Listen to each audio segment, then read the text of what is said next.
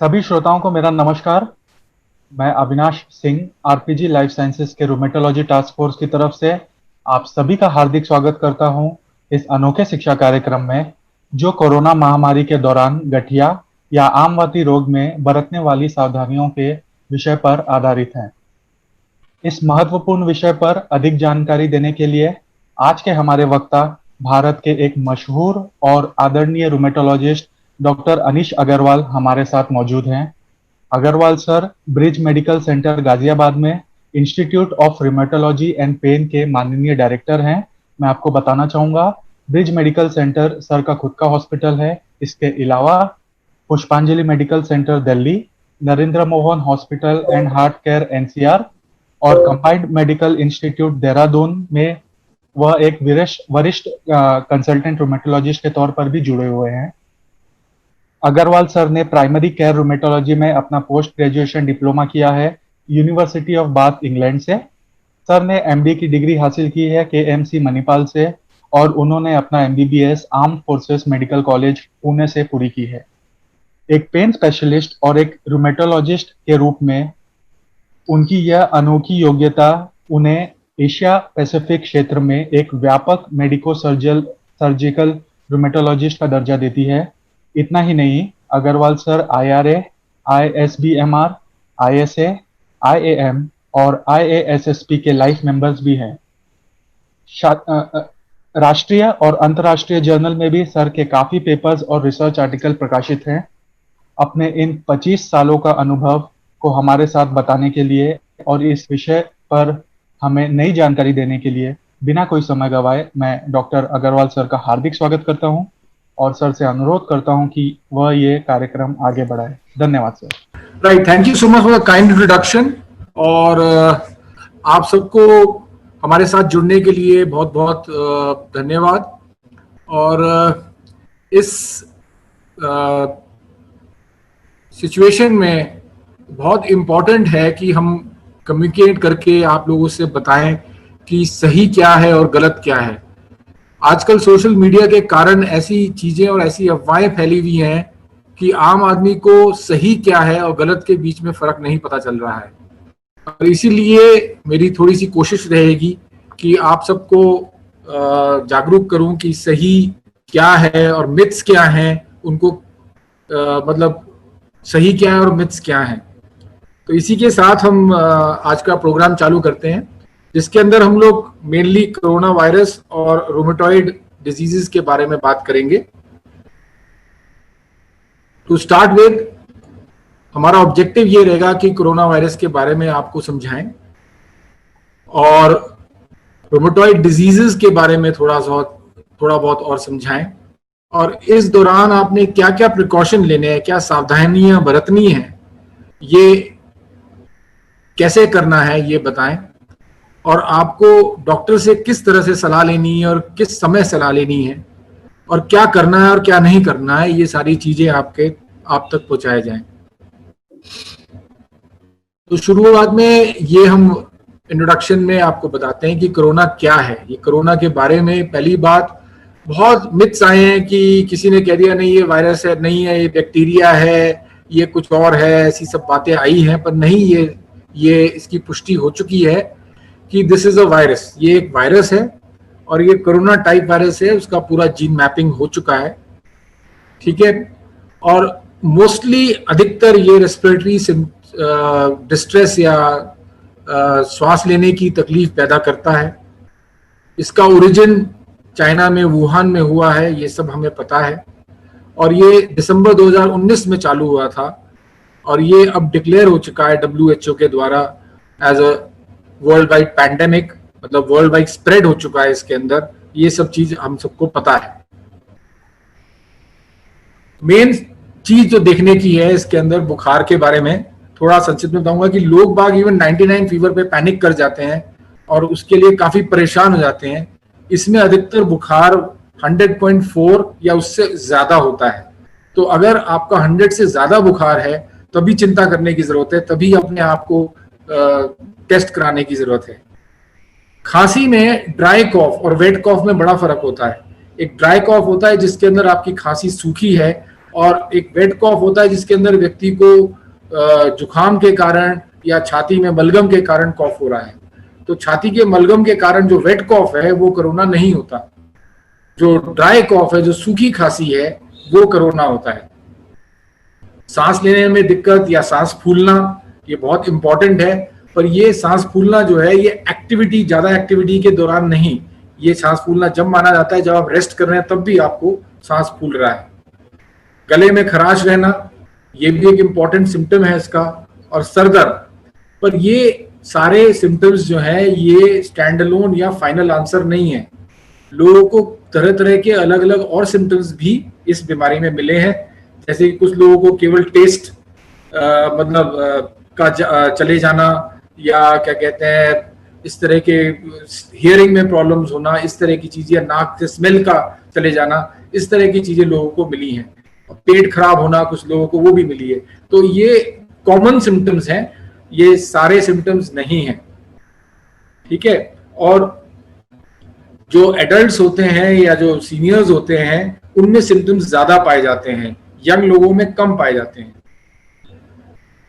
तो इसमें देखने की क्या बात है, हमें किस चीज से सतर्क रहने की जरूरत है कि जो इंटरनेशनल ट्रैवल कर चुके हैं, अब ये वाली बात तो एक तरह से खत्म ही हो गई है। 14 दिन की इंटरनेशनल हिस्ट्री, आजकल सब लोग कंट्रोल्ड ट्रैवल चल रहा है। पर ये शुरुआत में बहुत इंपॉर्टेंट था कि जो लोग 14 दिन के दौरान ट्रैवल करके आए हैं, उनको इन्फेक्शन होने के या उसके द्वारा इन्फेक्शन स्प्रेड होने के चांसेस काफी बढ़ जाते हैं।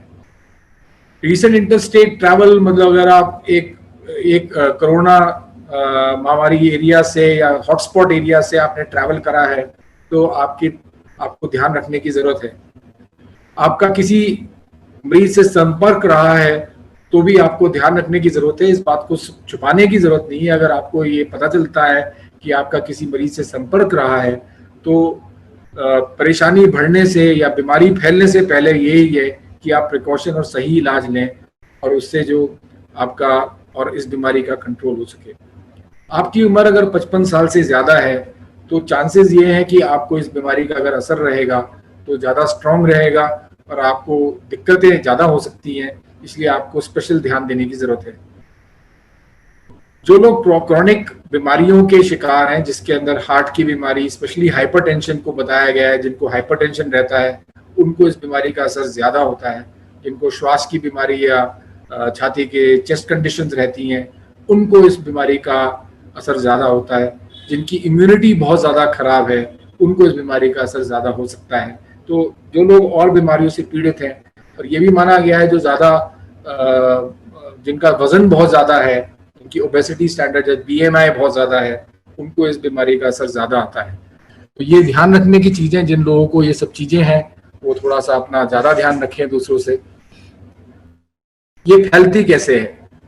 इन्फेक्शन जो है वो क्लोज कंटैक्ट या जो सीधे संपर्क में लोग होते हैं, उनके थ्रू, या इनडायरेक्ट कंटैक्ट थ्रू फोमाइट्स होता है। तो जैसे किसी ने खांसा या किसी ने श्वास के थ्रू ड्रॉपलेट्स, किसी ने छींका, तो ड्रॉपलेट्स जो फैलती हैं वो आपको संक्रमित कर सकती हैं। डायरेक्ट कंटैक्ट, जैसे किसी ने मुंह पे हाथ रख के खांसा है, छींका है, या उसके हाथ पे ड्रॉपलेट्स आए हुए हैं, तो उससे आपने हाथ मिलाया है, या उसने उस चीज को लेके कुछ जैसे लिफ्ट्स के बटन है दबाए हैं या कोई, इसलिए उन चीजों से ये फैल सकता है। तो that is not an indirect spread. तो ये ध्यान रखने की जरूरत है। और इसके अंदर एक बहुत पुरानी चीज जो हम मेडिकल साइंस में सीखी थी, जिसको कहते हैं बैरियर नर्सिंग। तो जितना आप बैरियर रखेंगे, बेसिक सारी चीजें जो बताई जाती हैं वो बैरियर के, जितना आप बैरियर रखेंगे अपने और संक्रमित व्यक्ति के बीच में, उतने चांसेस है कि आपको ये प्रॉब्लम नहीं होगी। बहुत बड़ा सवाल है और मेरे ख्याल से ये काफी लोगों में चर्चित है। ये जानना चाहते हैं कि फोमाइट्स, जो जैसे किसी ने अगर संक्रमित व्यक्ति ने कुछ छुआ है या वहां पर ड्रॉपलेट्स डाले हैं, तो ड्रॉपलेट्स किस किस चीज में कितने समय तक जीवित रह सकते हैं। तो इसको हम फोमाइट्स कहते हैं। फोमाइट्स पेपर और टिश्यू पेपर पे 3 घंटे तक रुक सकते हैं, कॉपर पे भी 4 घंटे तक। उसमें टेम्परेचर का भी रोल है, ठीक है। कार्डबोर्ड पे 24 घंटे तक रख सकते हैं। तो जैसे आपके पास कार्डबोर्ड की चीजें आती हैं, जैसे आपने अमेज़न से कुछ मंगाया है या बाजार से कुछ मंगाया है, तो यही बताया जाता है कि उचित ये है कि 24 घंटे के लिए उसको रख दीजिए छेड़छाड़ करने से पहले। उसके बाद 24 घंटे के बाद उसके पर फोमाइट्स के अपने आप नष्ट होने के चांसेस होते हैं।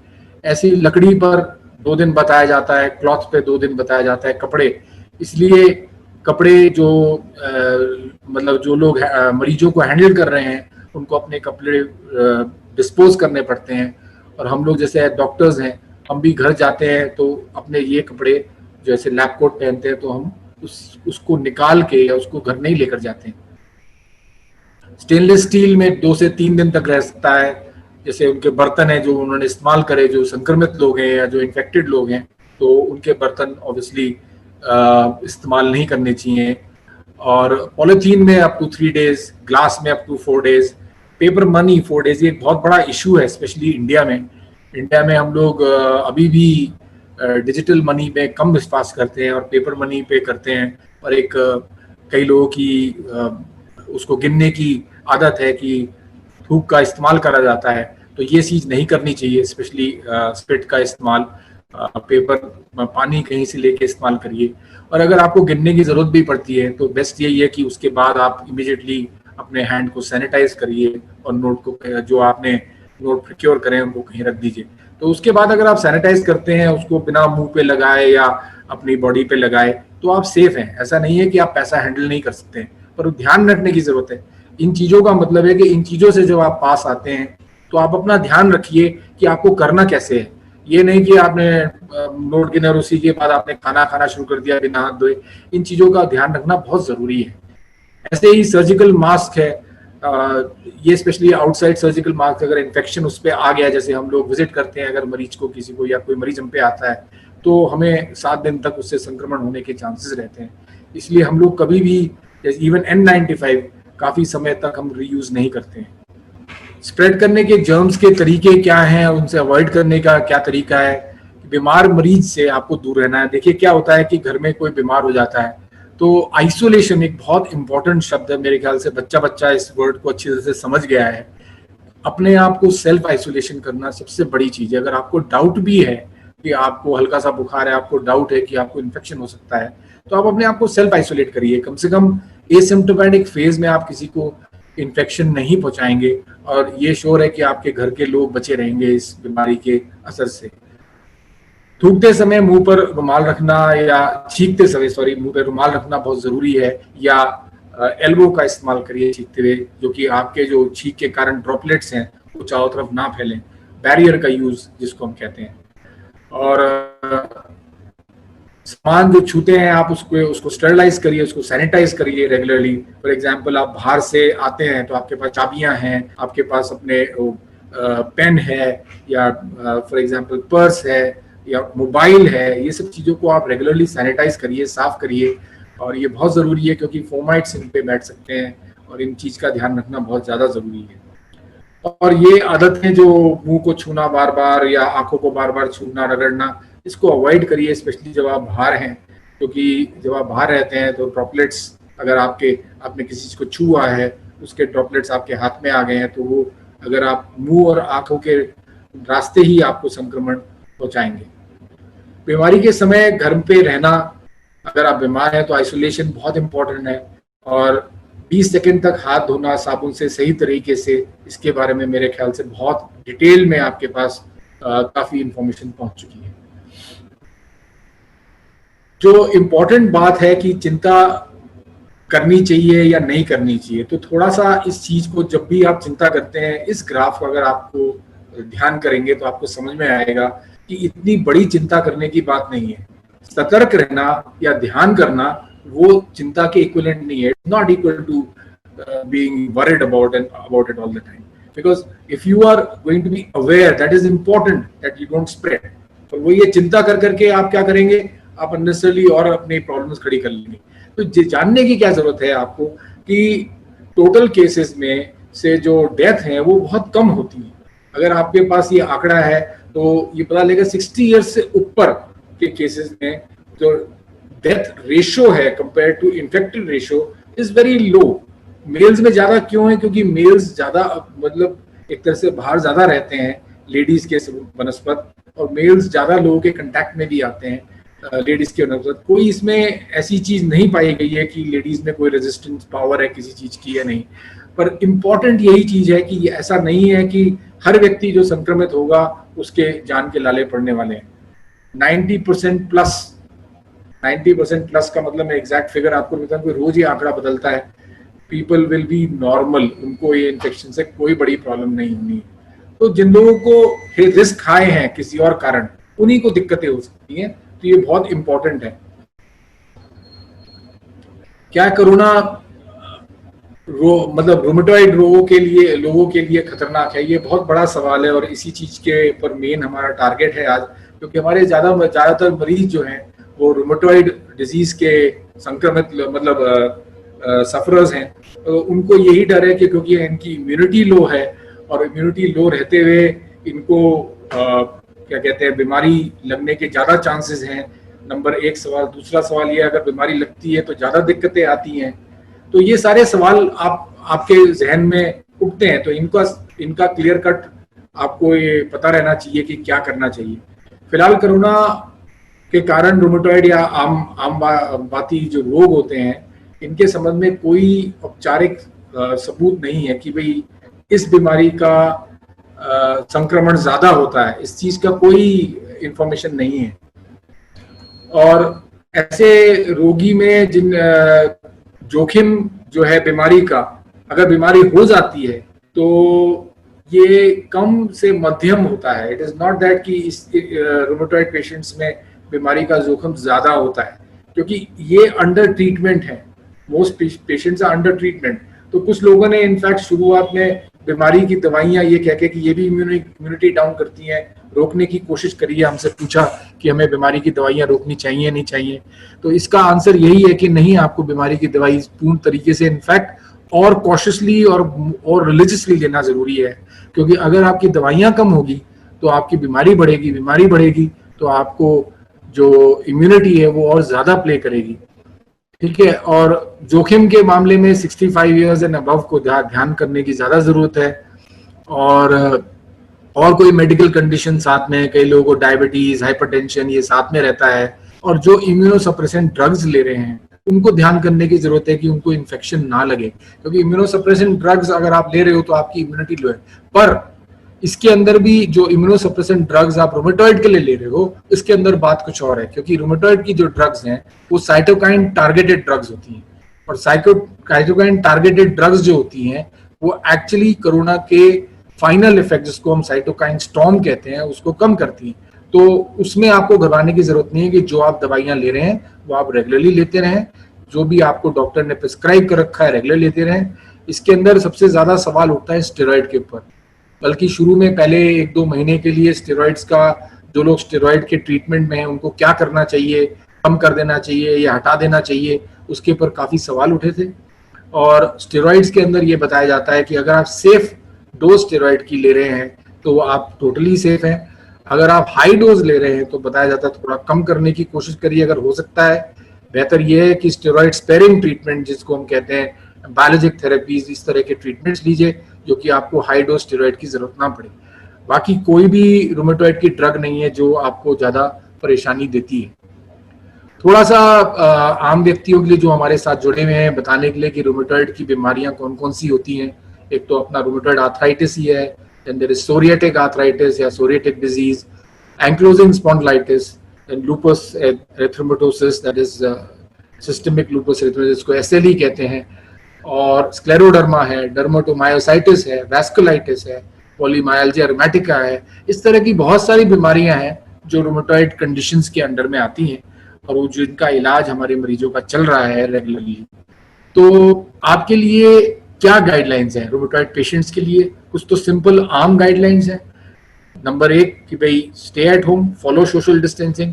आप जब तक जरूरी ना हो बाहर ना जाएं, ठीक है। और घर पे भी ये नहीं है कि एक साथ सारे बैठे हुए हैं, थोड़ा सा डिस्टेंस रखिए। स्पेशली अगर कोई आता है आपसे मिलने या कोई बाहर से व्यक्ति आता है या आपके घर में जो स्टाफ है उनसे भी दूरी बना के रखें तो बेहतर है। मास्क का पहनना बहुत इंपॉर्टेंट है।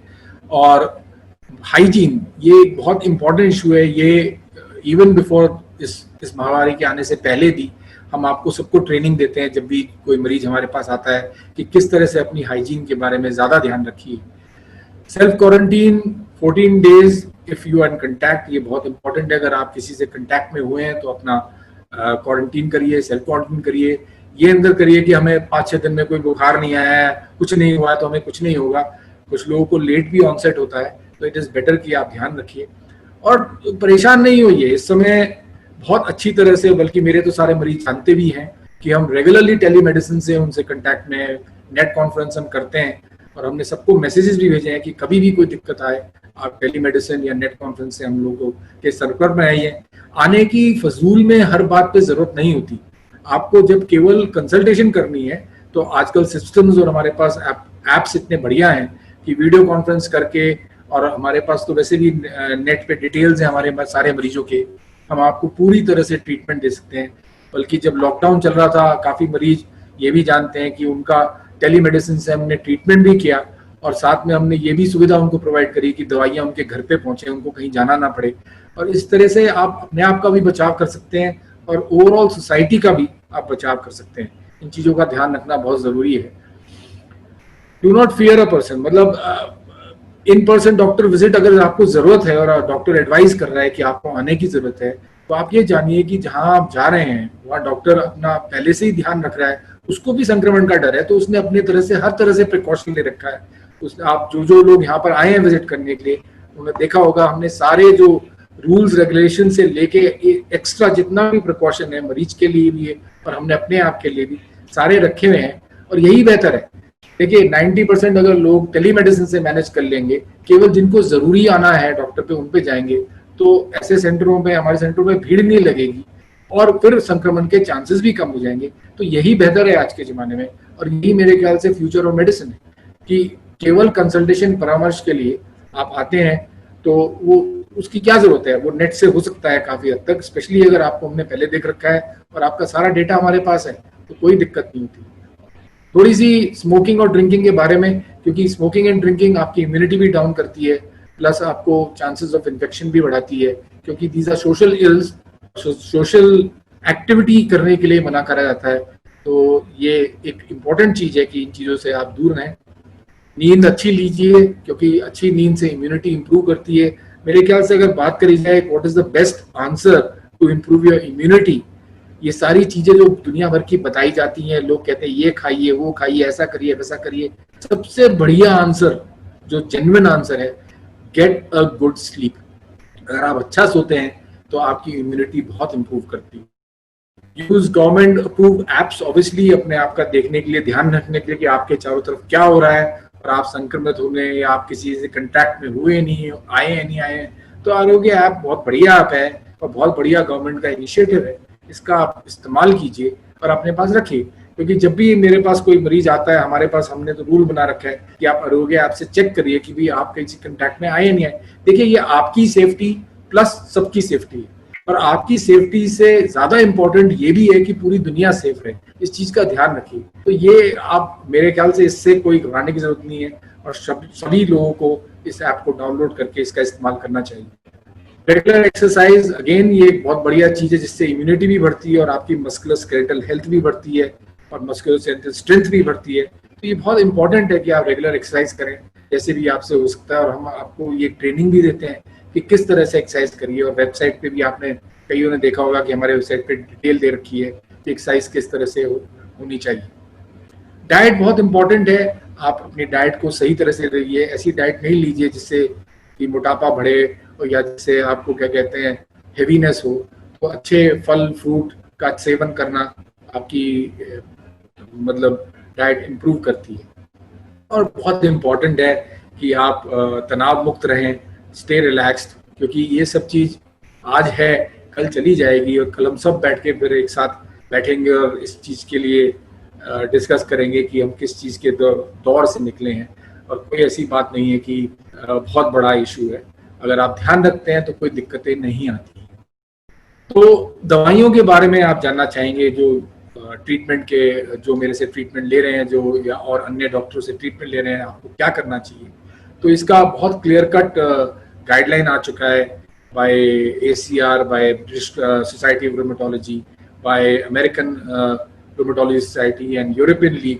तो सबने गाइडलाइंस बहुत क्लियरली दे दी हैं अब कि you have to continue your immunosuppressive medicine, जो आप ले रहे हैं बायोलॉजिक्स या जो भी दवाई आपको प्रिस्क्राइब करी गई है वो आपको कंटिन्यू करनी ही करनी है, अनलेस आपको इन्फेक्शन हो जाए। बाय चांस आपको कोरोना का इन्फेक्शन हो जाता है तो आपको उनसे कंटैक्ट करना है, और उस कंडीशन में कुछ दवाइयाँ रोकी जाती हैं, वो हम आपको बताएंगे कि आप कौन सी ले रहे हैं जिसके जो आपको रोकने की जरूरत है। Stopping has to be obviously by the doctor's decision, तो आप प्लीज हमसे संपर्क करिए अगर कोई ऐसी आपको दिक्कत आती है। इस देखिए, हमारी एक टेंडेंसी होती है कि हम कुछ चीजें छुपाने की कोशिश करते हैं, ये सोच के कि अगर हमने बता दी तो क्या होगा। यहीं पर दिक्कतें पैदा हो सकती है। अगर आपको कोई भी इन्फेक्शन के चांस हैं या आपको लग रहा है कि आपको कोई इन्फेक्शन है तो गेट इन टच। हो सकता है वो इन्फेक्शन ना हो, सिंपल तरीके से हम आपको प्रोटेक्ट कर सकें, हम आपको बता सकें क्या करना है। और दूसरी चीज, समय पे सही इलाज करने से बहुत कुछ बचता है।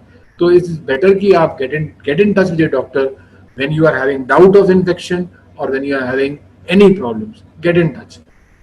तो risk of disease is high if medication is stopped, ये मैं आपको समझा चुका हूँ कि अगर आप दवाई रोकते हैं तो आपकी इम्यूनिटी और ज्यादा चेंज होती है, और दवाई रोकने से जो बीमारी बढ़ती है वो अपने आप ही आपको और तकलीफ पैदा करेगी।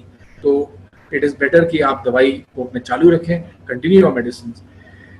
इन case of any COVID symptoms the decision to temporary stop medication should be taken by the doctor, and this is the final thing. Do not stop yourself. मेरे को कई लोग मिले जी बुखार हो गया हमने दवाई रोक ली, ये मत करिए।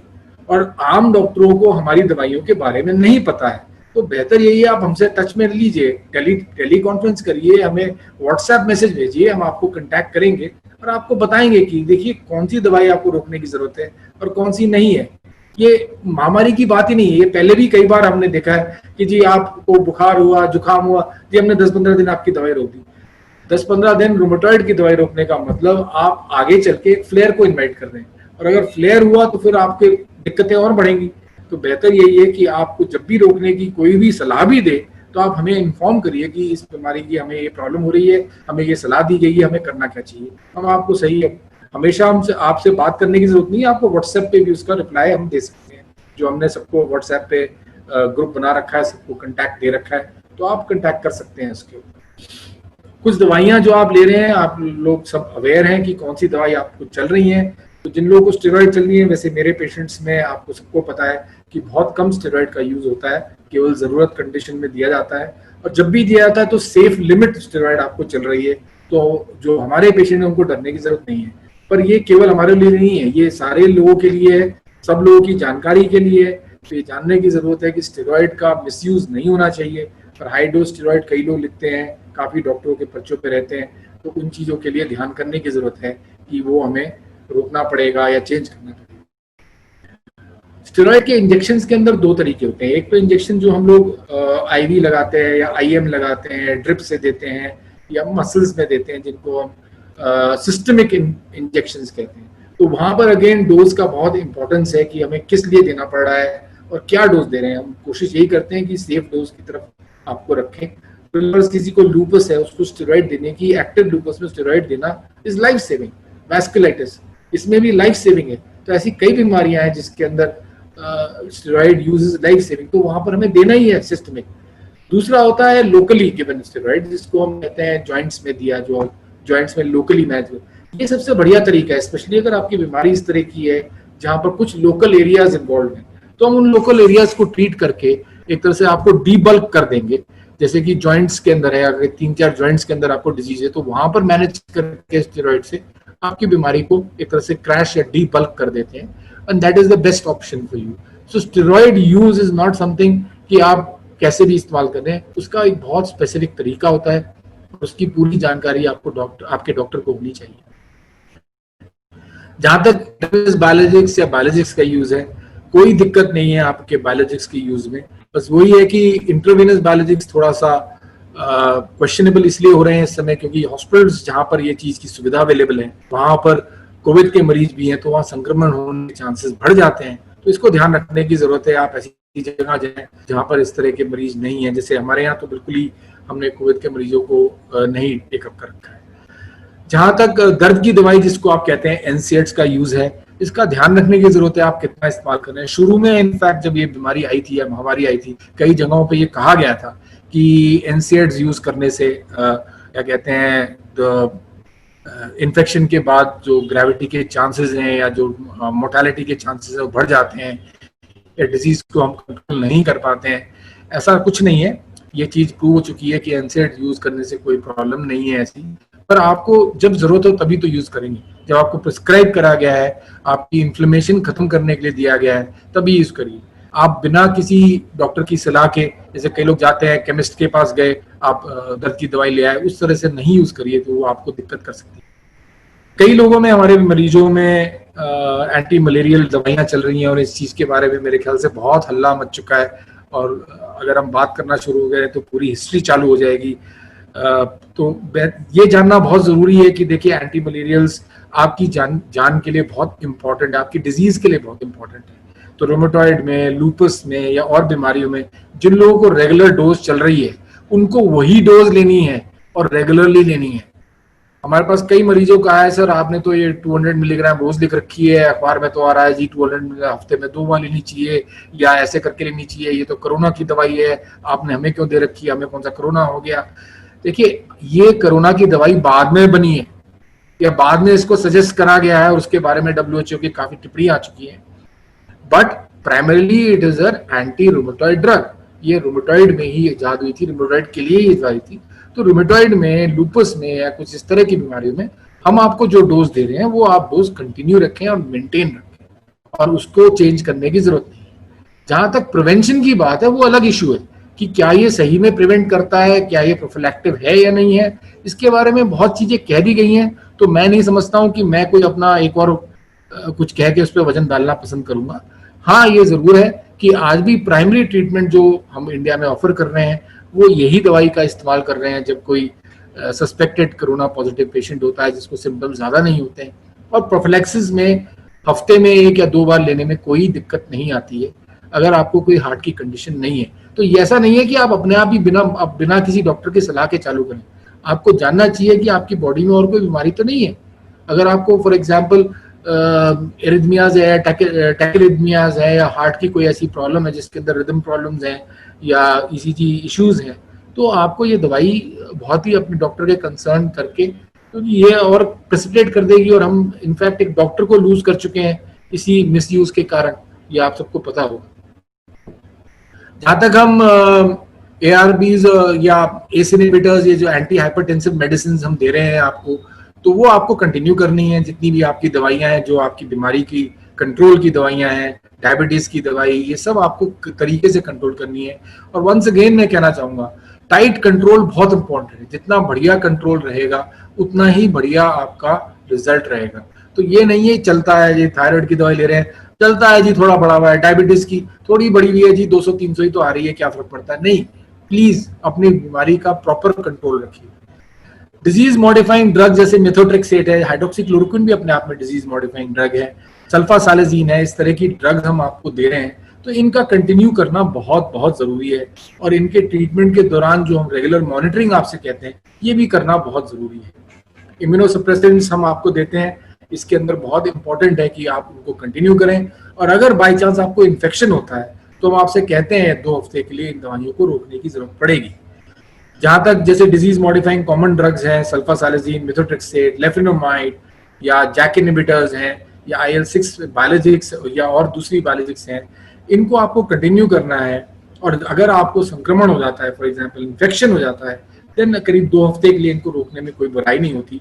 पर इनके अंदर भी लॉट ऑफ रिसर्च, बहुत रिसर्च चल रही है। फॉर एग्जांपल IL-6 को हम कंटिन्यू कर सकते हैं, नहीं कर सकते, या जैक इनहिबिटर्स प्रोटेक्टिव है या नहीं है, अभी वो रिसर्च का कोई वर्डिक्ट नहीं आया है, तो उसके बारे में हम आपको ज्यादा बता नहीं पाएंगे। पर बहरहाल अभी 2 हफ्ते के लिए आपको ये दवाइयां रोकने की जरूरत पड़ती है। वो आप हमसे कंसल्ट करिए, तब हम आपको बताएंगे कि आपको कौन कौन सी दवाइयां रोकनी है।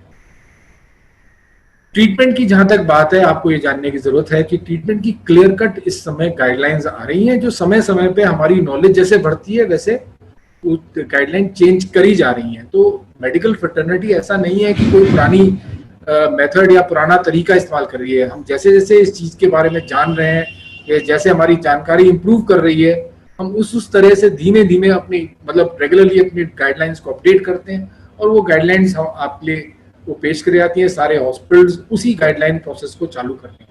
तो ये जानने की जरूरत है, इसमें मोस्टली पेशेंट्स माइल्ड डिजीज के मरीज होते हैं जिनको सिम्टम्स बहुत कम होते हैं, उनको कोई ट्रीटमेंट की जरूरत नहीं होती, केवल आइसोलेशन की जरूरत होती है। अधिकतर पेशेंट्स माइल्ड में जिनको सिम्टम्स भी होते हैं वो कई बार माइल्ड सिम्टम्स से ही फ्री हो जाते हैं, उनको कोई दिक्कत नहीं होती। मॉडरेट जो मरीज जिनको थोड़े ज्यादा सिम्टम्स होते हैं, जिनको रेस्पिरेटरी प्रॉब्लम्स हैं, सांस लेने में दिक्कत आ रही है या SpO2 94 से नीचे जा रहा है। अब डिस्कस करने की बात यह है कि कई लोग SpO2 94 से नीचे, जिन लोगों को चेस्ट की कंडीशन होती है, जिनको अस्थमा या दमा की परेशानियां होती है, उनका तो वैसे भी 94 से नीचे रहता है, तो उन लोगों के लिए मापदंड नहीं है, ये आम नॉर्मल व्यक्ति के लिए मापदंड है। कई लोग पैनिक कर जाते हैं, जी मेरे तो 92 हो गया, आपको तो COPD पहले से था, तो 92 आपके लिए इतना इंपॉर्टेंट नहीं है, तो आप इतना परेशान नहीं होइए। तो उसके अंदर आपको देखने की जरूरत है कि एग्जैक्टली क्या आपको हो रहा है। रेस्पिरेटरी रेट इंपॉर्टेंट है, क्योंकि अगर आपके बॉडी में ऑक्सीजन की रिक्वायरमेंट पूरी नहीं होगी तो ऑटोमेटिक है कि आपकी सांस लेने की जो गति है या रेस्पिरेटरी रेट है वो इंक्रीज हो जाएगा, और जब वो इंक्रीज होगा तो वो इंडिकेट करेगा कि आपको सिम्टम्स बढ़ रहे हैं। तो जब आपके मॉडरेट सिम्टम्स हैं, आपके टेस्ट फॉर एग्जांपल पॉजिटिव आता है, तो आपको एक बड़ा सेट गाइडलाइंस के अंडर में मॉनिटरिंग, मतलब इस समय गाइडलाइंस आ रखे हैं कि क्या आपको ट्रीटमेंट लेना है। आइसोलेशन सबसे पहली चीज है। सिम्टोमेटिक मैनेजमेंट, जिसमें बुखार है तो बुखार के लिए आप पैरासिटामोल का यूज करिए। हाइड्रोक्सीक्लोरोक्विन दी जा रही है जो कि स्प्रेड ना हो। पर इसके अंदर कंट्रोवर्सी क्या है? कंट्रोवर्सी ये है कि अब आप पॉजिटिव आ गए हो। पॉजिटिव मतलब जो संक्रमण है आपको हो चुका है, और एज पर द लिटरेचर या साइंटिफिक लिटरेचर ये बताया जाता है कि HCQS is preventive in sense कि वो जो कोरोना वायरस को आपकी बॉडी को संक्रमित करने से रोकने की कोशिश करती है। तो संक्रमण होने के बाद वो क्या करेगी, इसलिए इस चीज के बड़े सवाल उठ रहे हैं। और आप रोज देखते हो, कभी WHO कहता है नहीं, कभी ट्रम्प कहता है हाँ, कभी कोई कहता है नहीं। तो बहुत इश्यूज हैं। तो ट्रीटमेंट के लिए इसका यूज करने के इश्यूज हैं। पर एक बात बताइए, जब आप पे कुछ नहीं है और आप इसको यूज कर रहे हैं और उसके आप मॉनिटर कर रहे हैं, उसके कोई नुकसान नहीं है, तो उसको यूज करने में बुराई क्या है? आप यूज करिए जैसे डॉक्टर आपको बताते हैं, आपके डॉक्टर के गाइडलाइंस के अंडर में, गाइडिंग मतलब प्रिस्क्रिप्शन के अंडर में। अपने आप नहीं कोशिश करिए, क्योंकि उसके बहुत साइड इफेक्ट्स हो सकते हैं और उसका आपको ध्यान रखने की जरूरत है। ठीक है, और आपको अपना ऑब्जर्व करना है कि भाई आपको डिफिकल्टी ब्रीदिंग हो रही है, दर्द हो रहा है, कंफ्यूजन या इस तरह की चीज आप महसूस कर रहे हो। जब ऑक्सीजन कम हो जाता है बॉडी में तो you get into confuse, inability to मतलब आपको नींद सी आने लग जाती है। ठीक है, ब्लूइश डिस्कलरेशन हो रहा है अगर लिप्स पे, मतलब बॉडी के अंदर ऑक्सीजन की मात्रा कम हो रही है, या यूरिन आउटपुट कम हो रहा है, या किसी मेडिकल ऑफिसर ने आपको एग्जामिन कराया, वो कहता है कि जी आपको संक्रमण ज्यादा है तो आपको एडमिट होने की जरूरत है। क्योंकि और बहुत सारे साइंस एंड सिम्टम्स हैं, सारे इन्यूमरेट नहीं करे जा सकते। ठीक है, जब आप एडमिट होते हैं तो हम आपका टारगेट ये रखते हैं कि भाई आपका SpO2, जैसे कई लोगों ने पूछा है क्या हम ऑक्सीजन घर पे ही चालू कर दें, उसके लिए भी बड़ा क्लियर कट है। देखिए, आपको इस तरह की भी बीमारी नहीं हुई है, इतनी बीमारी नहीं हुई है कि आपको ऑक्सीजन घर पे लेने की जरूरत है। पर अगर आप एक पहले से चेस्ट के मरीज हैं, तब अगर आप घर पे ऑक्सीजन का यूज कर रहे हैं तो उसमें कोई गलत नहीं है, तब आप यूज कर सकते हैं। पर अगर आप सोच रहे हैं कि आपका अभी 92 हुआ है क्योंकि कोरोना संक्रमण हुआ है और आप ऑक्सीजन घर पे इस्तेमाल करके अपने आप को मैनेज कर लेंगे, तो ये बहुत बड़ी गलती है। क्योंकि आपकी बीमारी बढ़ती रहेगी और आपका मेन इलाज नहीं हो पाएगा, और आप जब पहुंचेंगे हॉस्पिटल जब आपकी बीमारी कंट्रोल के दायरे से बाहर आ जाती है, विच इज नॉट गुड। तो इट इज बेस्ट कि इस कंडीशन में आप ओपनली अपने आप को डिक्लेयर करें और अपने इलाज सही तरह से एक्सपर्ट्स के द्वारा कराएं। और गाइडलाइंस रोज बदल रही है, हो सकता है कल हमारे पास इससे बेहतर इलाज हो जो प्रेजेंट इलाज है। बात करते हैं हाइड्रोक्सीक्लोरोक्विन और एंटीवायरल ड्रग्स की। हाइड्रोक्सीक्लोरोक्विन के बारे में तो हमने आपको काफी बता ही दिया है। एंटीवायरल ड्रग्स जैसे रेमडेसिविर है, या क्या कहते हैं जो ग्लेनमार्क की लॉन्च हुई है फ्लूविपिविर है, इनका क्या रोल है? देखिए, एंटीवायरल ड्रग वायरल का जो लोड है वो कम करती हैं, वायरल का संक्रमण होने के बाद उनके इफेक्ट को कम करती हैं। पर जब आप मॉडरेट डिजीज लेवल पे पहुंच गए हो तो वायरल लोड ने क्या करा है, उसने आपके एक्टिविटी मतलब आपके बॉडी में वो डैमेजेस कर दिए हैं जो एंटीवायरल ड्रग नहीं ठीक कर पाएंगे। वो वायरल लोड ही तो कम करेंगे। तो आपको डैमेज ट्रीटमेंट भी लेना पड़ेगा। फॉर एग्जांपल, अगर हार्ट में प्रॉब्लम आ गई, या साइटोकाइन स्टॉर्म आ गया, या ब्लीडिंग टेंडेंसी आ गई, तो उसके लिए एंटीवायरल ड्रग अकेली काम नहीं करने वाली। आपको वो ट्रीटमेंट लेना पड़ेगा जो ब्लीडिंग टेंडेंसी को मैनेज करता है या जो इन चीजों को मैनेज करता है। और इसके अंदर मेथाइलप्रेडनिसोलोन का एक बहुत बढ़िया रोल, लो डोज मेथाइलप्रेडनिसोलोन का या स्टेरॉइड का बहुत बढ़िया रोल बताया गया है। तो इस चीज को आप यूज कर सकते हैं, क्योंकि again it is steroid in the right use can save a lot of activity, और जितने भी साइटोकाइन कैस्केड है उसको कंट्रोल करने की कोशिश करता है ये। तो आपको जो संक्रमण के कारण इफेक्ट होने वाले हैं उसका अच्छा कंट्रोल आने के चांसेस होते हैं सही इस्तेमाल में।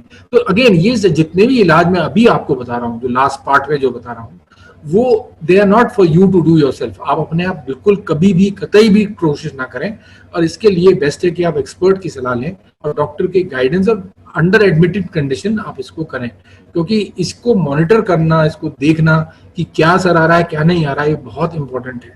ठीक है, जहां तक कन्वेंशनल प्लाज्मा की बात है, वंस अगेन वो भी आपकी बीमारी के कारण जो रिएक्शन हो रहा है, जो बॉडी के अंदर जो वायरस ने एक्टिविट क्रिएट करा है, जो एंटीजन एंटीबॉडी डेवलपमेंट प्रॉब्लम्स हैं, उन चीजों के लिए होता है। तो अगेन इसका एक स्टेजिंग है। तो ये आप अपने आप, क्या होता है कि लोगों को बुखार हुआ और उन्होंने क्या कहते हैं प्लाज्मा का अरेंज करना शुरू कर दिया, या कहीं ना कहीं से अपने तरीके से रेमडेसिविर अरेंज करना शुरू कर दिया। इस चीज को थोड़ा अवॉइड करिए और let the experts handle it. And इस समय काफी अच्छी तरह से हैंडल करा जा रहा है, और दिन पर दिन आप देख रहे हैं कि जो मोर्टेलिटी है या जो इसके कारण संक्रमण के कारण जो डेथ रेशियो है वो बहुत रिड्यूस हो रही है, और हम लोग सीख रहे हैं कि इसका इलाज है, इसको इस बीमारी को किस तरह से हैंडल करा जाए। और ऐसे ही ये सीवियर डिजीज के अंदर की क्लियर कट गाइडलाइंस दे रखी हैं कि क्या क्या देना चाहिए। जैसे टोसिलुजिमैब है, आप देखिए टोसिलुजिमैब के बारे में आपने सुना होगा, ये IL-6 इनहिबिटर है। और ये भी जानने की आपको जरूरत है कि जो भी हम बायोलॉजिक्स आपको देते हैं ये भी इस एरिया को टारगेट करती हैं। These are cytokines. तो जितने बायोलॉजिक्स हैं दे आर साइटोकाइन इनहिबिटर्स। तो कहीं ना कहीं पर जो आपकी बायोलॉजिक यूज है उसको सही तरह से कंटिन्यू करना जरूरी है, नहीं तो जब आप रिलीज करते हैं तो साइटोकाइन इनहिबिटिंग ड्रग्स जब आप छोड़ते हैं तो वो साइटोकाइंस एक्चुअली इंक्रीज कर जाते हैं, क्योंकि रिसेप्टर्स इंक्रीज कर जाते हैं। तो you are actually inviting trouble and storm. तो बेटर यही है कि आप अपनी दवाइयों को कंटिन्यू करिए। एंड टोसिलुजिमैब अगेन, आपको काफी मरीज हैं आप जो हमारे साथ हैं, जो कुछ लोग अटेंड भी कर रहे होंगे, जिनको हमने ये ट्रीटमेंट दिया है। एक्टेम्ब्रा के नाम से दवाई आती थी और हमने ये ट्रीटमेंट दिया है, और ये फाइनल साइटोकाइन स्टॉर्म को इनहिबिट करता है। दूसरी चीज ये बहुत इंपॉर्टेंट है कि ब्लीडिंग टेंडेंसी नहीं भूलना चाहिए, ये बहुत इंपॉर्टेंट इस बीमारी में पाई गई है, और उसके लिए हम लो मॉलिक्यूलर वेट हेपारिन का यूज करते हैं, डी डायमर की मॉनिटरिंग करते हैं। तो इस तरह से अब हमारे को पता है कि ये बीमारी किस तरह से इफेक्ट करती है, और किस तरह से इसके अलग अलग तरह के सिम्टम्स आते हैं, और किस तरह से अलग अलग तरह के सिम्टम्स को हमें किस तरह से अलग अलग मैनेज करना है। हर मरीज का सेम मैनेजमेंट नहीं होता है। तो इन चीजों के लिए बेहतर यही है कि do not try to treat yourself. Always, if there is a problem, get in touch, because this is not something that will forgive you if something happens. ये चीज ध्यान रखिए प्लीज। अब हमारे मरीजों के लिए हमने बहुत शुरू में ही, जब जैसी ये महामारी चालू हुई थी, ये सबको भेजा था, और कंसल्ट करने के तरीके इंटरनेट के थ्रू, नेट कंसल्ट के थ्रू कैसे कंसल्ट करिए, वो पूरा का पूरा गाइडलाइन सबको भेजी थी, और उससे मेरे ख्याल से काफी लोगों को फायदा रहा है, और काफी लोगों का ट्रीटमेंट हमने जारी रखा। ये बहुत इंपॉर्टेंट है। और अगर हम आपको बुलाते हैं तो बहुत इंपॉर्टेंट है इन गाइडलाइंस को फॉलो करना।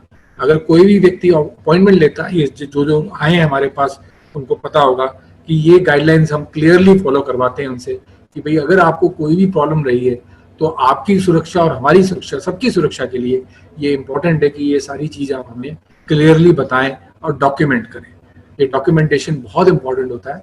और ये सारे स्टे सेफ में face mask, hand washing, temperature checkup, single, मतलब कई लोगों का टेंडेंसी है एक व्यक्ति के साथ 10 जने आते हैं। देखिए वही वाली बात है, सोशल डिस्टेंसिंग कैसे मेंटेन होगी, और जितने ज्यादा लोग आएंगे उतने ज्यादा संक्रमित होने के चांसेस बढ़ेंगे। तो एक व्यक्ति के साथ एक ही मरीज के साथ एक ही जना अंदर हॉस्पिटल में आए तो बेटर है, तो हम लोग क्राउडिंग को अवॉइड कर पाएंगे। एंड ऑब्वियसली सोशल डिस्टेंसिंग बहुत इंपॉर्टेंट है। It is very important to follow the rules of social distancing. बहुत इंपॉर्टेंट और भी चीजें हैं जो हमारे सोशल एटिकेट्स में आ रही हैं, जो हमें बहुत इंपॉर्टेंट है। हम लोग कभी भी नहीं सोचते हैं सड़क पे थूकने के वक्त, ये सड़क है जी, इस पे थूकने में क्या दिक्कत है। प्लीज अवॉइड करिए इस चीज को, क्योंकि आपके थूक से ही संक्रमण फैल सकता है, और काफ़ी ऐसी इन्फेक्टिव बीमारियां हैं जैसे ट्यूबरकुलोसिस है या और बीमारियां इंडिया में जो फैली हुई हैं, उसका मेन कारण यही है कि इनडिस्क्रिमिनेटली हम लोग सड़क को पता नहीं क्या समझते हैं, कूड़ेदान है क्या है, हर चीज़ वहीं पर थूक देना है, कुल्ला कर देना है। ये सब ना करिए, क्योंकि आप अपने आप के सिवाय, क्योंकि आपने करा है तो दूसरा भी आपके देखी करेगा।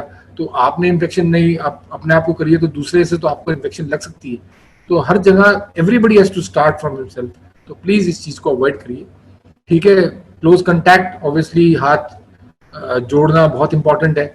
ये हाथ मिलाना या गले मिलना, इन चीज़ों को अवॉइड करना इस दौर में बहुत इंपॉर्टेंट है। इस चीज़ का ध्यान रखना। अपने मुंह को बार बार छूना या मुंह पे या आंखों पे हाथ लगाना, ये एक बहुत इंपॉर्टेंट चीज़ है, इससे आप दूर रहिए। पैनिक करने की आपको ज़रूरत नहीं है। और जैसा हमने बताया, self medication is not good, don't do it, please avoid, gate in touch with the doctor and get yourself properly treated. Last but not the least, बहुत सारी सोशल मिथ हमारे बीच में फैले हुए हैं जो काफ़ी हद तक लोगों को कंफ्यूज कर रहे हैं और काफ़ी हद तक मिसगाइडेड फॉर्मेट के चीज़ें हैं। तो थोड़े से मिथ जो हमारे सामने आए हैं मैं क्लियर करना चाहूँगा। जैसे पहले ये था कि जी अब गर्मी आ जाएंगी जी, ये तो ख़त्म हो जाएगा। अब ये था कि ज़्यादा ठंडी आ जाएगी तो ये ख़त्म हो जाएगा। तो ऐसा कुछ नहीं है। केवल ये जो गर्मी सर्दी है, टेम्परेचर है, ये फोमाइट लेवल को इफेक्ट करता है। जो फोमाइट्स जैसे मैंने आपको बताए थे कि कुछ एरियाज को जो संक्रमण हो सकता है, जैसे वुड है या किसी चीज, वो टेम्परेचर केवल उसको इफेक्ट करता है। पर अगर आप डायरेक्ट कंटैक्ट में आए हैं और आपकी बॉडी का टेम्परेचर तो वही रहना है ना, तो how will that make an effect? चाहे सर्दी हो चाहे गर्मी हो, if you are in touch with somebody and you come in direct contact with infected person, you are going to get infection. So this thing will not reduce, that will only reduce community transmission, जिसको हम कहते हैं, जहां पर किसी व्यक्ति ने मतलब कम्युनिटी लेवल पे ट्रांसमिट कर दिया है। फॉर एग्जांपल, अभी तक इंडिया में कोई डॉक्यूमेंटेड कम्युनिटी ट्रांसमिशन तो नहीं है, तो मैं नहीं समझता हूँ कि इस चीज के बारे में हमें कोई डाउट रखने की जरूरत है कि सर्दी गर्मी का क्या इफेक्ट होने वाला है। मिथ्स में एक और है कि can it be transmitted through mosquito bite.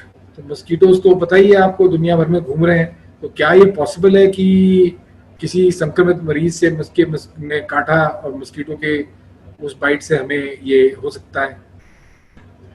It's a respiratory virus और ब्लड के अंदर इस वायरस की कंटेंट इस तरह की नहीं होती है, ठीक है। तो मैं नहीं समझता हूँ कि ये मस्कीटो बाइट से एक दूसरे को ट्रांसमिट करा जा सकता है, और ना ही इसका कोई अभी तक कोई प्रमाण है।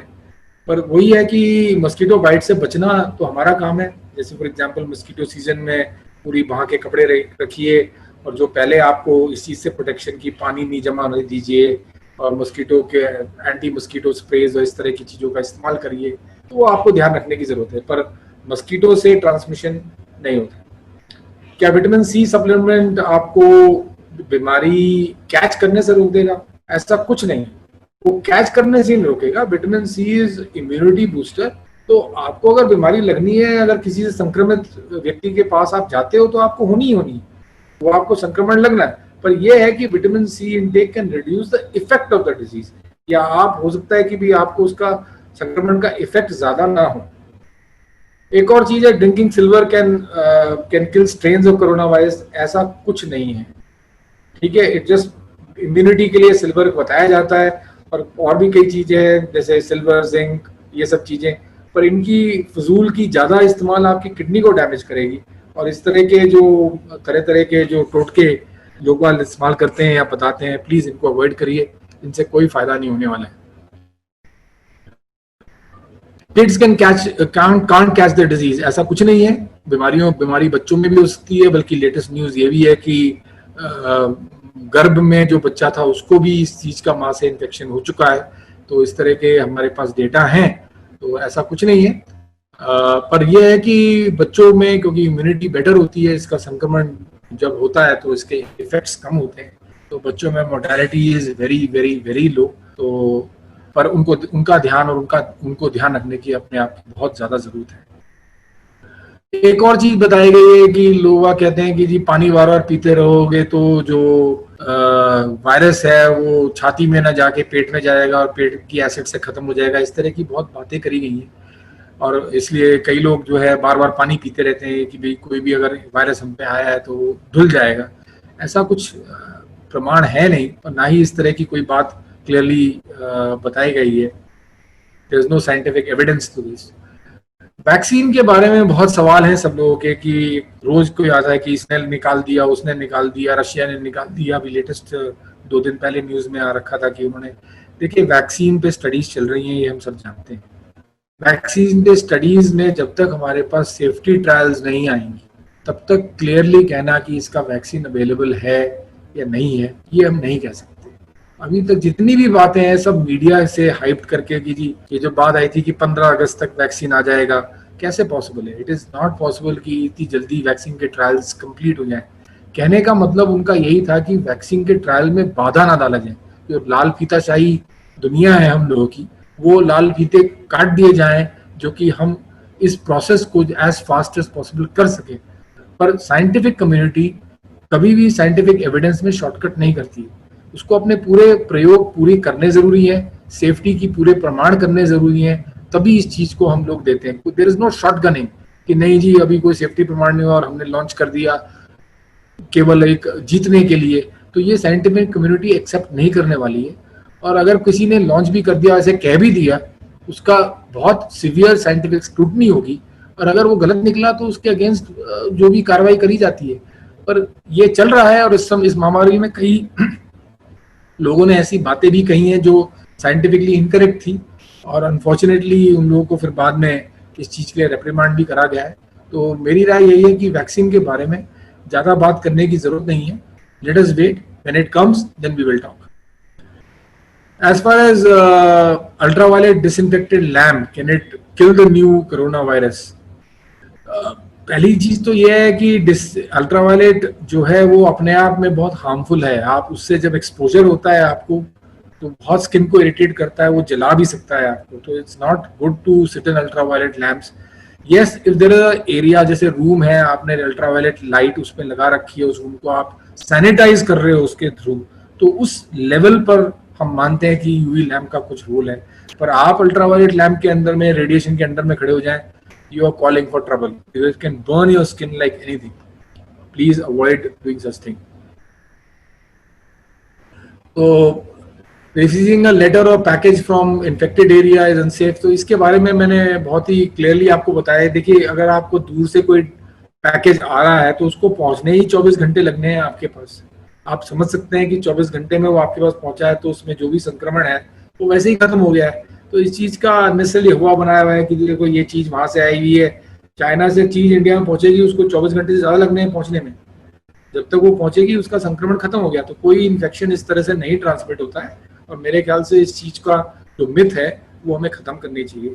हाँ, ये जरूर है कि आपके पास फ्रेश कोई लोकल व्यक्ति लेकर आया और you want to be more cautious, तो आप उस पैकेज को रख सकते हैं 24 आवर्स के लिए, और उसके बाद उसका आप इस्तेमाल कर सकते हैं। हॉट वाटर और hot conditions can kill the novel corona virus, इसके बारे में भी बहुत बातें आई हैं, पर ऐसा कुछ नहीं क्लियरली इसके बारे में हम कोई पुष्टि, कोई साइंटिफिक एविडेंस नहीं बता सकते हैं। If you can hold your breath for 10 seconds, इसके बारे में बहुत आया, देन यू आर हेल्दी। देखिए, कई लोगों की ब्रेथ होल्डिंग कैपेसिटी बहुत अच्छी होती है, even during infection they can hold their breath. तो ये कोई मतलब फाइनल टेस्ट नहीं है, और इससे इतनी ज़्यादा रिलायबिलिटी आप ना रखें, और सिम्टम्स के बारे में ध्यान रखें। और सिम्टम्स हैं तो मेडिकल एक्सपर्ट से, अपने आप ये सब चीज़ ना करें, मेडिकल एक्सपर्ट से कंटैक्ट में आइए। Eating garlic helps prevent infection from new corona virus, ऐसा कैसे हो सकता है? देखिए, कोरोना इन्फेक्शन जो आपको होना है, अगर आप ये कहो कि गार्लिक से आपको बदबू आएगी आपके मुंह से और आपके पास कोई नहीं आएगा, तो शायद सोशल डिस्टेंस के बारे में मैं इसके बारे में थोड़ा सोच सकता हूँ कि आप ये कहना चाह रहे हो। पर अगर आप कहो कि आपने गार्लिक खा रखी है, किसी कोई संक्रमित व्यक्ति आपके पास आ रहा है और वो आपको क्या कहते हैं ड्रॉपलेट इन्फेक्शन दे रहा है, आपको गार्लिक प्रोटेक्शन देने वाली है, ऐसा कुछ नहीं है। There is no protection through that. Taking hot bath can prevent the new. देखिए, it is the hygiene method. अगर आप नहा रहे हैं तो अपने बॉडी पे जो फोमाइट्स हैं उनको आप खत्म कर रहे हैं, तो आप अपने चांसेस ऑफ इन्फेक्शन उस तरीके से कम कर रहे हैं। पर ऐसा नहीं है कि आपको अगर किसी तरह से इन्फेक्शन हो गया है और आप सोच रहे हो नहाने के बाद वो इन्फेक्शन खत्म हो जाएगा, ऐसा कुछ नहीं होता है। तो ये कुछ नहीं है, इस तरह की कोई बात नहीं है। पर हाँ, भाई this is always good to have a good decent bath. तो आप जितने भी फोमाइट्स आपकी बॉडी पे हैं, और गर्म ही नहीं, आप सिंपल साबुन से नहाएंगे तो आपकी, जैसे हाथ धोते हैं, आपकी बॉडी के सारे फोमाइट्स या जो इन्फेक्टेड पार्टिकल्स हैं वो धुल जाएंगे, तो आपको इन्फेक्शन या मतलब आपके नाक और मुंह के थ्रू इन्फेक्शन जाने की चांसेस कम हो जाएंगे। तो बहुत इंपॉर्टेंट है इस चीज को समझना। Gargling warm saline can help prevent कोविड-19। देखिए इसके अंदर बहुत सारी बातें हैं कि नमक के पानी से गरारे करने से क्या वायरस डीएक्टिवेट हो जाता है, क्या आइसक्रीम खाने से बढ़ जाता है, ये सब चीजें again there are lot of issues. देखिए gargling with warm saline is washing your oral cavity. अगर ओरल कैविटी में आपको वायरस 1 या 2 पड़े हुए हैं, कुछ थोड़ा सा इन्फेक्शन हुआ है, आपने उसको तरीके से वॉश कर दिया। आप साबुन से मुंह नहीं धो सकते हैं ना, आप उसको तरीके से वॉश कर देते हैं, उसको क्लियर कर देते हैं, तो आपने उस इन्फेक्शन को अपने लंग्स में या बॉडी में जाने से रोक लिया। तो that is a good thing to do. Saliva में आपके जो इन्फेक्शन भरा हुआ है वो आप क्लियर कर रहे हैं, that is good thing to do. So but ये मत सोचिए कि हमने तो नमक के पानी से गरारे कर लिया, हमें इन्फेक्शन नहीं हो सकता, इस तरह की कोई बात नहीं है। These are good barrier and self-hygiene methods. They are not going to stop any infection if it is going to happen. And if you get infected, this is not going to solve the problem. ये आपका treatment नहीं है। Regularly rinsing your nose with saline can help. देखिए इसके बारे में कुछ बताया गया है, कुछ लोगों ने एक्सपेरिमेंट करी है। इंडिया में एक हॉस्पिटल ने अपने डेटा को भी छापा है, जल नीति करने से उन्होंने कहा है कि जी जितने डॉक्टर्स हैं उनको इन्फेक्शन नहीं हुआ। अभी हमारे पास कोई इस तरह का प्रमाण नहीं है, there is no evidence to this. तो इसके बारे में कोई चीज आप ना सर्टेनली नहीं बता सकते, पर जो कर रहे हैं कर लीजिए, उससे नुकसान क्या हो रहा है। पर ये मत सोचिए कि आप ये कर रहे हो आपको इन्फेक्शन नहीं होगा। आप इस मुखालते मत रहिए कि भी आपको कोई इन्फेक्शन हो, आप वो जल नीति कर रहे हो या इस तरह के कुछ कार्यक्रम कर रहे हो। नहीं, इन्फेक्शन तब भी आपको हो सकता है, and you have to take all precautions that are necessary. Thermal scanner can easily detect people infected with the new crowd। ऐसा कुछ नहीं है। देखिए आपको पता है सिम्टोमेटिक डिजीज भी है, लोग आपका टेम्परेचर देख रहे हैं, it is just another method of precaution, पर इट इज नॉट 100%, क्योंकि कई लोग ऐसे हैं जिनको बिल्कुल सिम्टम्स नहीं है। आपने थर्मल स्कैन करा, कुछ पता ही नहीं चल रहा, उनको बुखार है ही नहीं। जब उनको सिम्टम्स नहीं है, they are asymptomatic carriers and they are going to cause infection, तो they are going to cause infection. आप क्या कर लोगे इसके बाद, ठीक है। और जहां तक भाई जिनको बुखार है स्कैनर से वो डिटेक्ट हो जाते हैं, तो थोड़ा सा वो हमें हेल्प मिलती है कि भाई इन लोगों को बुखार है, इनसे थोड़ा ध्यान रखने की जरूरत है और प्रिकॉशन लेने की जरूरत है। ये तो बहुत इंपॉर्टेंट है। ऐसी बहुत सारी चीजें हैं जिसके बारे में हम डिस्कस कर सकते हैं। अगर आप सवाल अपने भेजेंगे तो उसको हम जवाब देंगे। Will try to cover most of your questions. तो मोटा मोटी कहने की बात यह है कि देखिए कोविड-19 रोमैटिक डिजीज पेशेंट्स में इक्वल रिस्क रखती है जैसे कि आम व्यक्ति को है। ऐसा नहीं है कि आपका रिस्क बढ़ा हुआ है compare to with. In fact obesity, hypertension, smoking और डायबिटीज इस तरह की बीमारियों में रिस्क ज्यादा है कंपेयर टू रूमेटॉइड पेशेंट्स में। पर ऑल पेशेंट्स को फॉलोअप करने की जरूरत बहुत जरूरी है और प्रिकॉशंस लेने की बहुत ज्यादा जरूरी है। Be very very careful and do not try to avoid precautions or throw precaution into the It's very important to be very very cautious and continue your ongoing treatment। अपना ट्रीटमेंट को आप जारी रखिए, कंटिन्यू करिए, regular follow up करिए। अपने treatment का proper control लेना बहुत जरूरी है, इससे आपके बचे रहने के और आपकी बीमारी के ना बढ़ने के चांसेस बढ़िया रहते हैं। Treatment should be based on patient condition and doctors advice. ये बहुत इंपॉर्टेंट है और ये मैं बहुत क्लियरली कहना चाहूँगा, please do not try self treatment. और अधिकतर जो मारे गए हैं, जो हॉस्पिटलों में अभी भी लोग सीवियर कंडीशन में पहुंच रहे हैं, उन लोगों की यही अटेम्प्ट रही है कि चीज को छुपा के रखें। जब उनकी प्रॉब्लम उनके बस से बाहर हो गई तभी वो हॉस्पिटल पहुंचे हैं, और उस कंडीशन में हॉस्पिटल में बचाना बड़ा मुश्किल हो जाता है। तो इट इज बेटर कि आप समय पे अपना ट्रीटमेंट लें, समय पे सलाह लें और समय पे इलाज कराएं। And do not hesitate in consulting your doctor. All doctors are your friends, they are not your enemies. वो आपके भले के लिए बैठे हुए हैं और आप प्लीज तरीके से उनसे इलाज कराइए।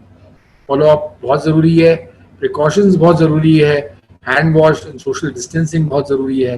इन चीजों का जरूर ध्यान रखिए।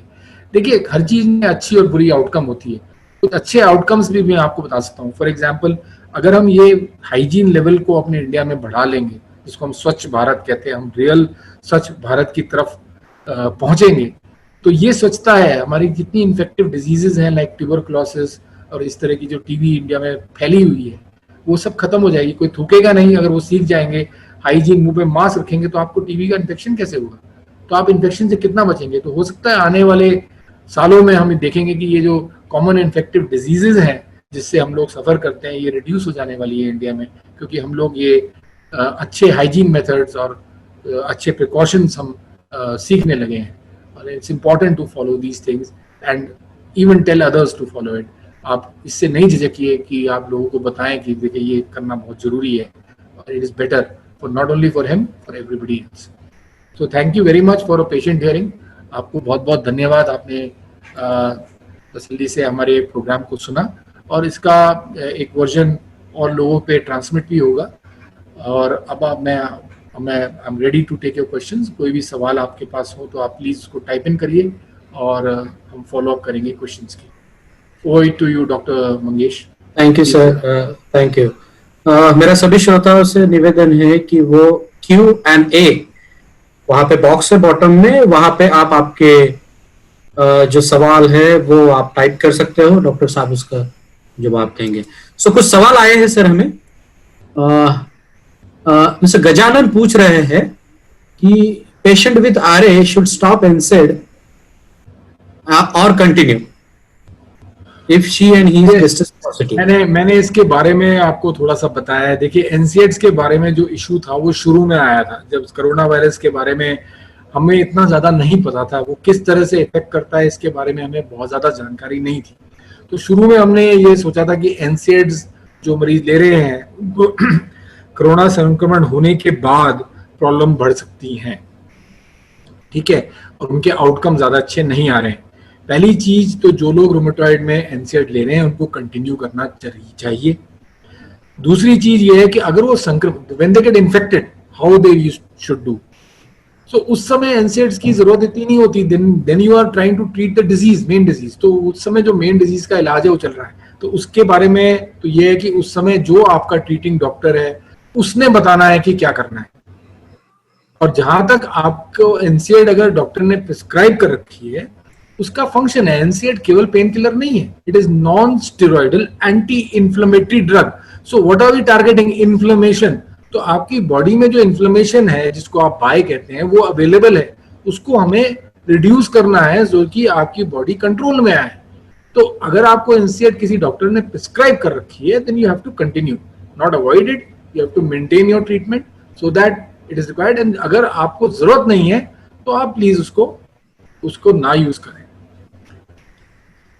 गजानन ने फिर से एक क्वेश्चन पूछा है कि लीवर डिसीजेस में हमें DMARD यूज करना चाहिए या नहीं, क्या आपकी राय है? देखिए गजानंदी, आपके सवाल जो हैं दिस इज वेरी इंपॉर्टेंट। पहली चीज तो DMARDs जो लिवर डिजीजेस में दी जाती हैं, they are given with absolute precaution.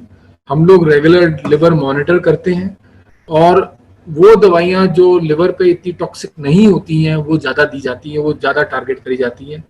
For example, अगर मेरे पास कोई लिवर डिजीज का पेशेंट है, उसके अंदर दो तीन तरह के मरीज होते हैं। एक तो ये है जिसका लिवर स्टिमुलेटेड है, एक वो है जिसको हेपेटाइटिस हो रखा है, in the sense hepatitis A, B इस तरह का संक्रमण हो रखा है।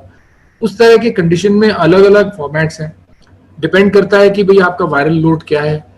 उसके अंदर आपका क्या कहते हैं DMARDs का यूजेज, जो ओरल DMARDs है उसका यूजेज आप कर सकते हैं अगर लोड ज्यादा नहीं है और लिवर एंजाइम्स ठीक चल रही हैं। और पर मॉनिटरिंग करना बहुत जरूरी है। कुछ कंडीशंस में जहां पर आपका वायरल लोड हाई है और आप इन्फेक्टेड हैं, तो बायोलॉजिक्स के अंदर कुछ एक सवाल उठते हैं कि कौन से बायोलॉजिक्स आप दे सकते हैं, कौन से नहीं दे सकते हैं। तो again this is not a one stop answer. मैं कहूंगा कि इंडिविजुअल पेशेंट्स लिवर डिजीज में किस तरह से प्रेजेंट कर रहा है या कौन सा कॉज है लिवर डिजीज का, उसके हिसाब से उसको बैलेंस ट्रीटमेंट। मोटा मोटी बात यह है कि लिवर डिजीज में DMARDs का यूज करा जाता है, and we use the drugs which are safer in liver disease. तो वो हमारे को चूज करना पड़ता है अकॉर्डिंग। नकुल जी पूछ रहे हैं कि dizziness for more than 12 hours, ये कोविड इन्फेक्शन का सिम्टम्स है, ऐसा पूछ रहे हैं। Dizziness for more than Naqul, this is very important. अगर dizziness is more than 12 hours and you are having no other symptoms, then one has to look into many other reasons. There's not just COVID. See, everything, once again, people are landing up in hospital with panic. there could be many other reasons due to dizziness. One is fatigue, which is being brought about by hard working or working, or lack of sleep, which is very important issue. Dizziness can also be due to ear symptoms, for example, Meniere's disease or something like that. Dizziness can also be due to cervical spondylitis. Dizziness can also be due to menstrual irregularities or menstrual conditions. So there are many symptoms. But if you are saying symptoms, then dizziness can also be a symptom of COVID. ऐसा नहीं है कि it cannot be a symptom of COVID. But then it is best to measure it all around. ऐसा नहीं है कि आप केवल एक ही चीज को लेके या just think somebody is feeling dizzy and you start thinking of COVID altogether. नाम नहीं मेंशन किया है, उन्होंने कहा है कि can we take adalimumab with steroid during this COVID? Yes, adalimumab with steroid. पहली चीज तो एडुलुमुब अपने आप में स्टेरॉइड स्पेयरिंग ड्रग है. Adalimumab is disease modifying और steroid is given when the disease modifying is not adequate. तो ये बड़ा clearly बताया गया है कि जब हम adalimumab दे रहे हैं, हमारा target यही है कि you will not need to continue with your steroids or we like to stop your steroids. But it is not that the day you start your adalimumab, the drug starts working. So for a certain period, we do give steroids with adalimumab, and in certain cases, adalimumab is co-prescribed with steroids. But the steroids are co-prescribed with adalimumab. There is no real contraindication to use steroids with adalimumab, but then it has to be under your doctor's advice and with his careful consideration. नाम नहीं mention किया, वो पूछ रहा है कि HCQ के बारे में हम बहुत सारी न्यूज पढ़ रहे हैं फ्रॉम अदर कंट्रीज जहां पे उसे नहीं यूज किया जा रहा, लेकिन इंडिया में क्यों इतना, इंडिया क्यों डेस्परेट है उसके लिए? देखिए, इंडिया डेस्परेट नहीं है HCQS को इस्तेमाल करने के लिए, ऐसा कुछ नहीं है. मैंने HCQS के बारे में आपको बताया कि इसकी स्टोरी क्या है. देखिए, ये हमने शुरू में जाना था और ये साइंटिफिक एविडेंस था कि कोरोना वायरस जो संक्रमण होता है that is through lysosomal activity and HCQS is lysosome inhibitor. So it is supposed to reduce your infection chances. This is scientific evidence. पर कहीं पर भी इस चीज के प्रमाण क्या हम उसको निकाल पाए हैं कि क्या हम उसका क्लियर आंसर दे सकते हैं, क्या रिसर्च में हमें प्रूव करा है? ऐसा कुछ नहीं हुआ है. उसके रीजंस हैं. पहली चीज तो कोरोना को हम अच्छी तरह से समझ नहीं पाए हैं, इस वायरस का संक्रमण कैसे. इट्स न्यू संक्रमण. जब तक हम जानेंगे, हम एक्सपर्ट हो जाएंगे, तो हो सकता है अगली बार कभी होगा तो हम शायद इससे डरे नहीं. तो जैसे जैसे हम पे जानकारी बन रही है, वैसे वैसे हम उसका ट्रीटमेंट फॉर्मेट अपने हिसाब से चेंज कर रहे हैं. तो अब आप ये मत सोचिए कि HCQS जो है उसको इन्फेक्शन नहीं हो सकता, बिल्कुल भी.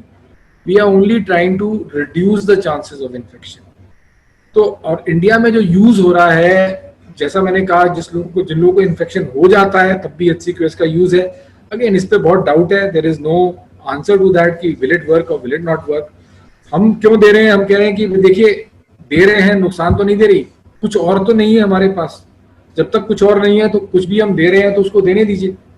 ये वाली बात है. It is not that we are giving it with clear evidence. I am sure about that. There is no clear evidence today that it is going to work, but there is a lot of experience जो कई लोगों ने इस्तेमाल करके उसके अच्छे results लिए हैं.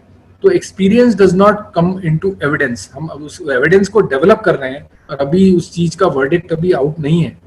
तो अगर आप ये कहेंगे कि ये काम नहीं करती है, इस चीज का कोई वर्डिक्ट अभी आउट नहीं है. इसकी अभी भी ट्रायल चल रही है, अभी भी इसके रिसर्च आने वाली है. अभी आगे चल के पता लगेगा कि इसने सही कुछ करा या नहीं करा. This data is still growing and still very large for us to give a real answer. HCQ की कार्डियक टॉक्सिसिटी के बारे में बताएं.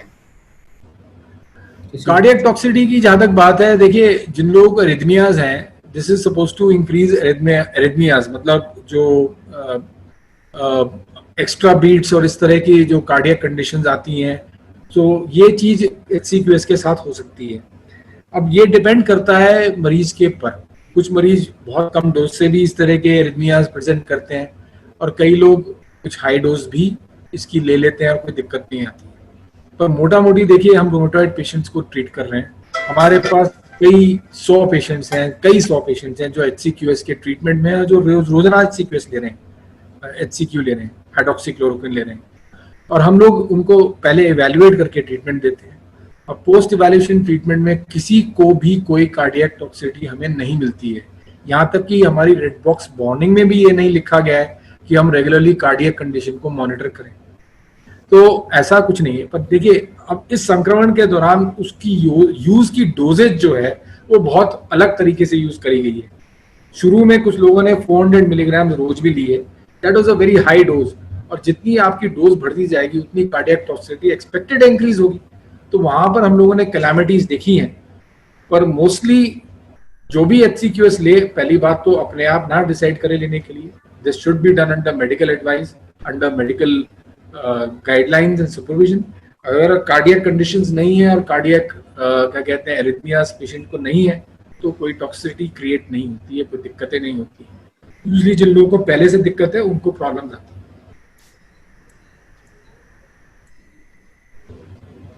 Any other question, please? Yes, let's.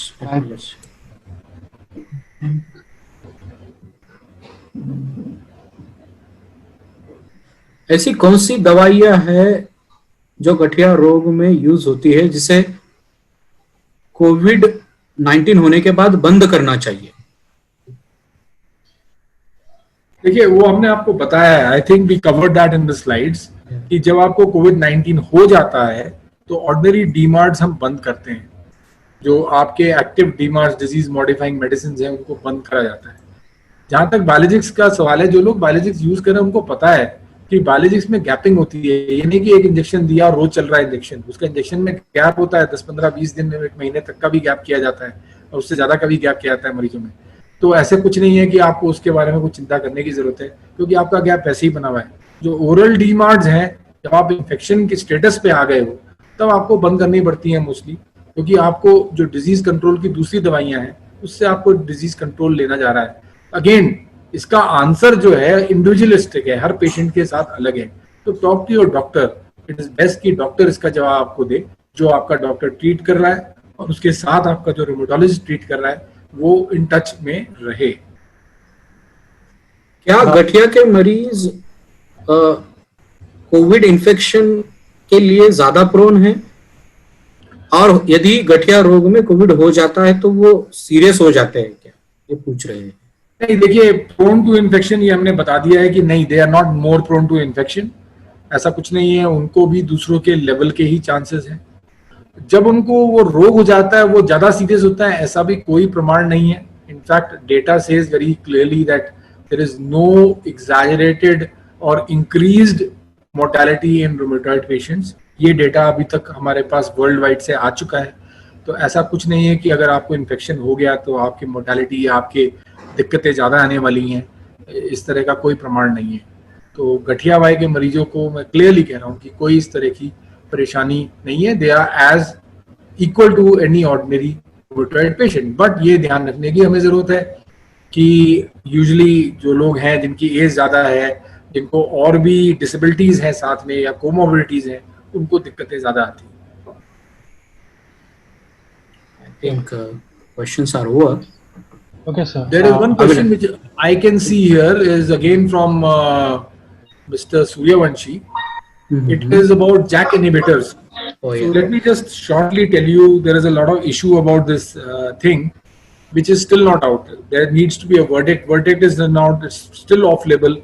In fact, as per the World Cytokine Group, JAK inhibitors are being tried for treatment of Covid. अभी तक उसका कोई verdict नहीं आया है, उसका कोई ट्रीटमेंट आंसर नहीं आया है, बिकॉज जैक इनहिबिटर्स जब जैक इनहिबिट करते हैं, the pathway uses again IL-6, so they are IL-6 inhibitors also. For example, baricitinib has got the IL-6 inhibitory and interferon inhibitory effect. So could they be in fact a treatment, and that is why you should not stop. अभी इन चीजों के बारे में verdict नहीं है, कोई scientific evidence हमारे पास नहीं आया है, तो we will wait for that. तो प्रेजेंटली तो यही है कि जो लोग इलाज के अंदर में हैं वो अपना इलाज कंटिन्यू रखें, और अगर उनको संक्रमण हुए तो वो डॉक्टर से संपर्क करें। राइट सर, शायद क्वेश्चन सब खत्म हो चुके हैं। राइट। आपका बहुत बहुत धन्यवाद सर कि आपने इस विषय पर हमसे बात किया और काफ़ी सरल तरीके से बहुत चीज़ें समझाई, खासकर क्या क्या सावधानियां रखनी चाहिए इस महामारी में, ये आपने पेशेंट्स को बताया जो उनके लिए बहुत इंपॉर्टेंट रहेंगे। सर आपका कोई कंक्लूडिंग रिमार्क या सजेशंस जो आप पेशेंट्स के लिए देना चाहेंगे आखिर में? फाइनली मैं आप सबको बहुत बहुत धन्यवाद देना चाहूँगा कि आपने अपना टाइम निकाल के इस चीज़ में आपने अटेंड करा, और आपको मैं यही विश करना चाहूँगा कि stay safe and not only yourself, and make sure that others around you also safe. And this is what we need to do together to tide over this pandemic situation, and we'll all come out fine. Do not worry, we are there for you. Wherever you need us, we are available. Do contact us अगर आपको ज़रूरत है, and wish you all the best for a safe journey through this pandemic. And thank you so much once again for being here, and thank you you all for hosting this talk, and I hope good message is delivered across and people do understand and their doubts are cleared. Thank you once again. एक बार फिर से Agarwal sir, मैं आपका धन्यवाद करता हूं कि आपने अपना कीमती समय हमें दिया और अपना अनुभव हमसे शेयर किया। मुझे उम्मीद है कि जो भी बातें आपने बताई वो पेशेंट अपने डे टू डे लाइफ में प्रैक्टिस करेंगे। आशा करते हैं कि सर आने वाले समय में भी हम आपके साथ फिर से जुड़ें और किसी दूसरी विषय पर फिर से बात करें। तब तक आपको और सभी श्रोताओं को आरपीजी लाइफ साइंस और रूमेटोलॉजी टास्क फोर्स की तरफ से नमस्कार, शुभ रात्रि, अपना ध्यान रखें। धन्यवाद। Thank you so much dear friends. इसका वीडियो लिंक आपको जरूर मिलेगा जब डॉक्टर साहब इसे अप्रूव करेंगे। ये वीडियो आपको यूट्यूब पे मिलेगा कुछ ही दिनों में। तब तक के लिए thank you, good night. Thank you sir. Thank you once again. Okay, let's sign out.